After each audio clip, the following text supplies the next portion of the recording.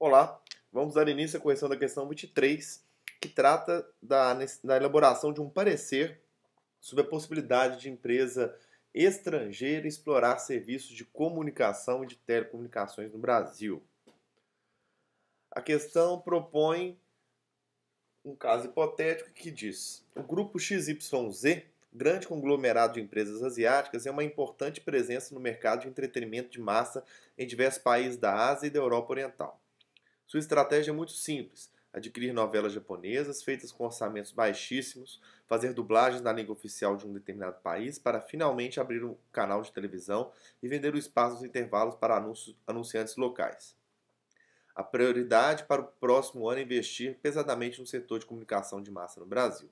Contudo, o grupo ainda não conseguiu definir exatamente o montante dos recursos que precisará para realizar seus planos de investimento, pois, para tanto, precisa saber exatamente de que forma entrará na mídia brasileira. Nesse sentido, as dificuldades e dúvidas têm sido consideráveis, especialmente porque o grupo deseja fazer tudo de acordo com as leis brasileiras. O departamento jurídico do grupo XYZ está às voltas com a Constituição brasileira, sem conseguir entender exatamente o tipo de restrição ao conteúdo de sua programação e a sua própria presença na mídia do país. Assim, eles contratam seus serviços e pedem que elabore um parecer sobre os seguintes quesitos. Bem, para responder à questão, primeiro o aluno deverá se recordar dos requisitos para se elaborar um parecer. Parecer jurídico é um documento por meio do qual o jurista, advogado ou consultor jurídico fornece informações técnicas acerca de determinado tema, com opiniões jurídicas fundamentadas em bases legais, doutrinárias e jurisprudenciais. Geralmente é solicitado por uma pessoa jurídica ou física como elemento necessário para a tomada de uma decisão importante. Entretanto, o cliente não está vinculado ao parecer jurídico. Apesar de não existir uma forma obrigatória, há uma certa estrutura a ser seguida, composta por 6 partes. A primeira é o título, que deve conter a expressão parecer jurídico. O segundo é o endereçamento. O parecer será direcionado ao cliente, que pode ser autoridade, pessoa jurídica ou pessoa física, que contratou os serviços de quem irá fazer o parecer jurídico. 3. Ementa. Na ementa é necessário reunir de forma lógica e coordenada as principais palavras-chave que foram utilizadas na elaboração do parecer. Em suma, a ementa é o resumo do que consta no parecer inteiro. Portanto, a dica é que você a faça por último. 4. Relatório. Nesta parte, devemos descrever os fatos objeto da consulta. Devemos relatar somente os fatos trazidos pelo cliente consulente. Caso haja várias questões importantes e interdependentes, elas deverão também ser incluídas no relatório. Caso haja perguntas formuladas pelo cliente ou consulente, é possível listá-las nesta parte. 5. Fundamentação. É a parte mais importante do parecer. Na parte relativa à fundamentação, o parecerista deve elaborar as teses que se apoiarão à sua conclusão final, devendo abordar com clareza e concisão cada um dos temas sugeridos, procurando dar sempre uma resposta precisa e convincente com base na lei vigente, podendo recorrer à doutrina e jurisprudência. Caso o problema trazido apresente mais de uma solução, é recomendável que você divida a fundamentação em itens, por exemplo, A, B, C, D, E, etc. Em cada um dos questionamentos, podemos montar o seguinte silogismo. 1. Questionamento. 2.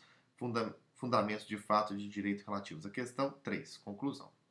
A sexta parte e última é a conclusão final, que deve corresponder a uma síntese de todas as conclusões que foram tiradas na parte da fundamentação. A conclusão simplesmente responde o que foi questionado pelo cliente consulente. Caso tenha havido perguntas, é necessário respondê-las. Deve ser finalizado com a seguinte expressão: é o parecer. E logo abaixo, data, o local, o nome e a assinatura do profissional jurídico. Passemos então a indicar as soluções para as questões que devem ser abordadas na fundamentação, que é a quinta parte. Letra A. Como o Estado brasileiro, através da Constituição de 88, artigo 220 e seguintes, regulamenta a prestação de serviços de telecomunicações através da iniciativa privada? Essa é a primeira pergunta que nós temos que passar pelo parecer. E aí aqui eu estou indicando os artigos que vão fundamentar o que eu vou falar agora. No texto constitucional, não há definição do que é telecomunicação, nem o que é comunicação. Muita dúvida surge na definição de ambos, muitas vezes sendo usados como sinônimos. Na verdade, telecomunicação é a espécie do gênero comunicação. Podemos definir comunicação como o processo pelo qual uma informação gerada em um ponto no espaço e no tempo, chamado fonte, é transferida a outro ponto no espaço e no tempo, chamado destino. Tal conceito compreende, dentre outros, cartazes, cinema, correio, fanzine, gravadora, internet, jornal, livro, outdoor, outbus, panfleto, podcast, quadrinhos, rádio, revista, televisão, vídeo, entre outros. Já a telecomunicação é a designação dada à transmissão, emissão ou recepção por fio, radioeletricidade, meios ópticos ou qualquer outro processo eletromagnético de símbolos, caracteres, sinais escritos, imagens, sons ou informações de qualquer natureza. Considerando a distinção acima, a comunicação está relacionada com a liberdade de expressão e, por tal razão, a Constituição de 88 destina disposições expressas, sobretudo encontradas a partir do artigo 220 do título 8º, da Ordem Social, capítulo 5º da Comunicação Social. Conforme o artigo 21, inciso 11 da Constituição de 88, a iniciativa privada somente poderá explorar o serviço de telecomunicações através de autorização, concessão ou permissão nos termos da lei. O mesmo dispositivo determina a criação de órgão regulador que formatará o mercado. Assim, o Constituinte delega tal tarefa para definir o que é telecomunicações e seu serviço ao legislador infraconstitucional.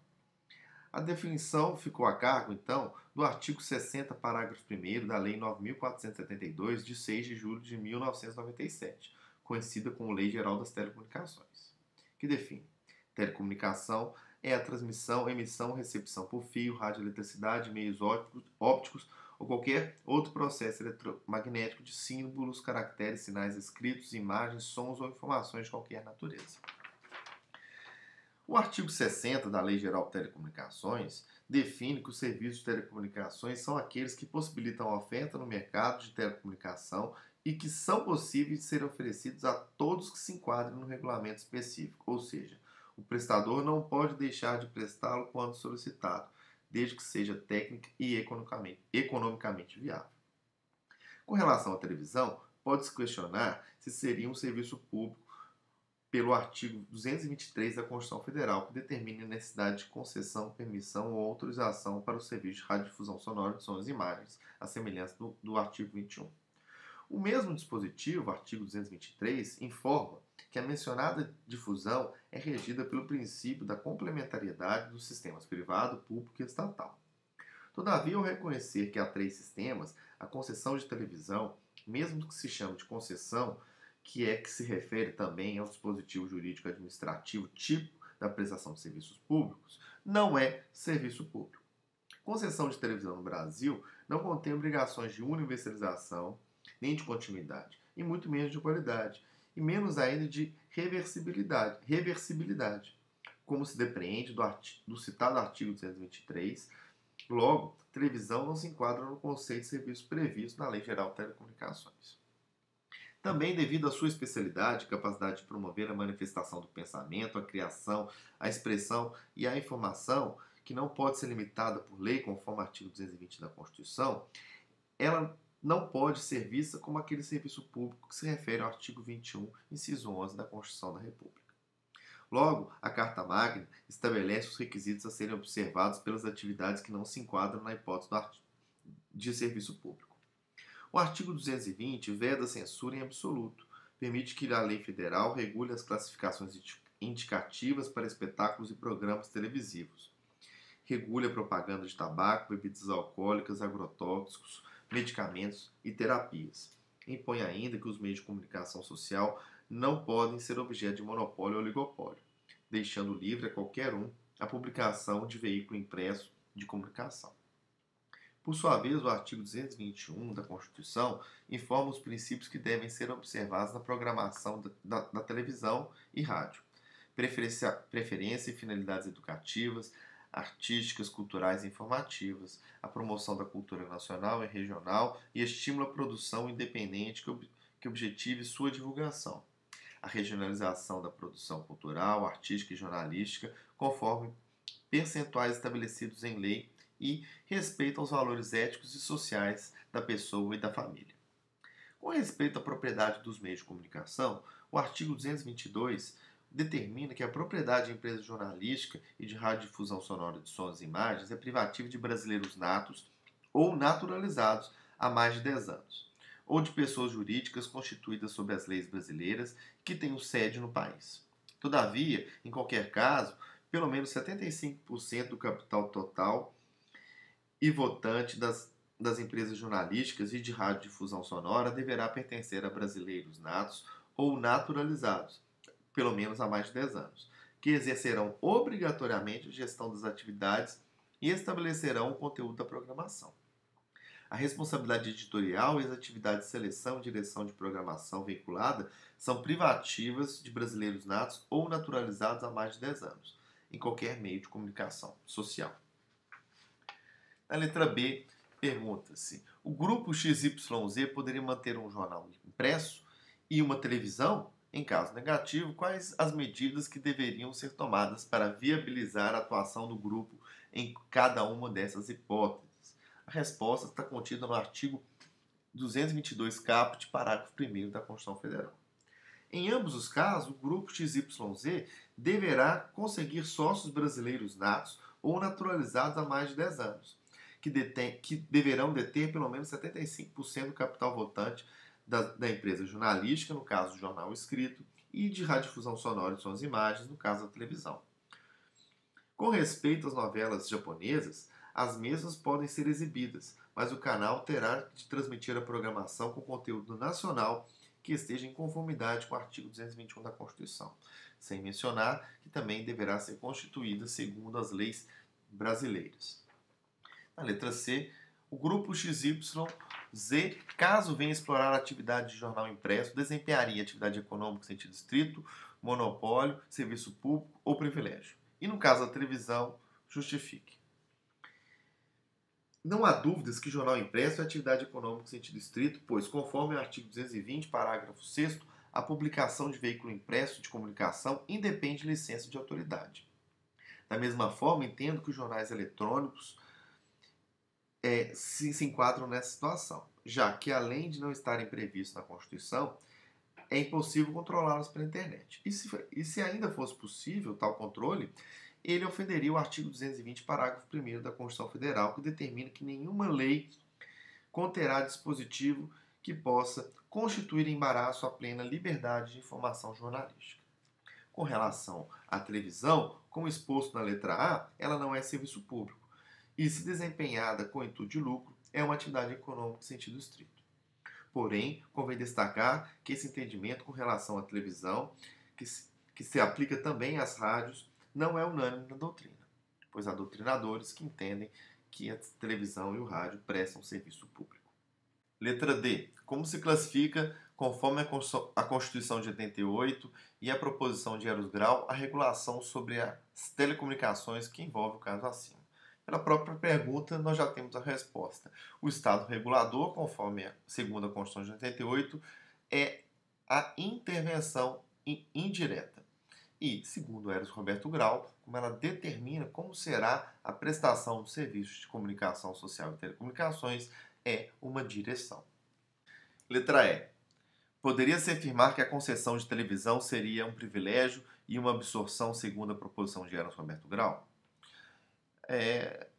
Eu entendo que não é nem privilégio nem absorção.